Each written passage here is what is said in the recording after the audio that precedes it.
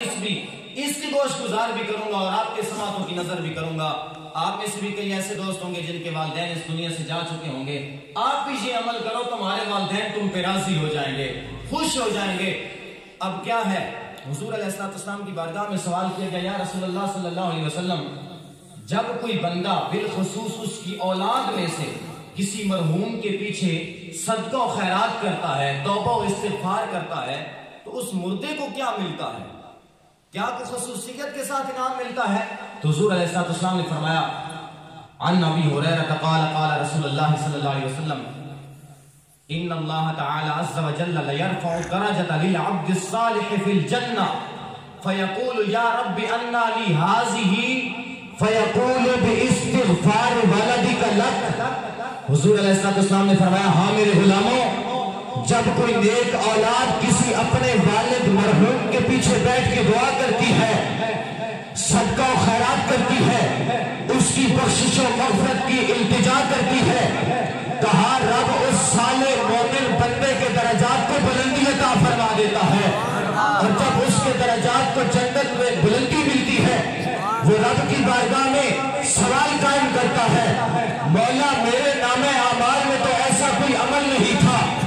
جس کے بل بوتے پر مجھے یہ مقام ملتا، یہ مجھے اعزاز ملتا،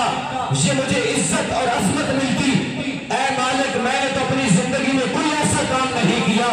کہ جس کے عز مجھے یہ آج منصب تو نے دیا ہے، مولا کس کے بل بوتے پر تو نے آج مجھے بلندی درجات عطا فرمائی ہے؟ تو رب فرماتا ہے، جب وہ کہتا ہے فیقول یا رب انا لی ہذہ، مولا یہ درجہ مجھے کس طرح ملا؟ تو رب فرماتا ہے فیقول باستغفار ولدک لک، اے بندے پریشان نہ ہو، آج جو ہم نے تیرے درجات کو بلندی عطا فرمائی ہے وہ تیرے ذاتی عمل کی وجہ سے نہیں، بلکہ آج تیرے بیٹے نے تیرے بخشش کی دعا مانگی ہے۔ پتہ چلا، اگر کوئی بیٹا بیٹی اولاد میں سے کوئی بھی اگر یہاں پر بیٹھ کر اپنے مرحوم والدین کے پیچھے فقط ہاتھ اٹھا کے دعا مانگ لیتا ہے، رب اس کے والدین کے درجات کو جنت میں بلندیاں عطا فرما دیتا ہے، اور پھر اصال ثواب، اور وہ بھی والدین کے لیے،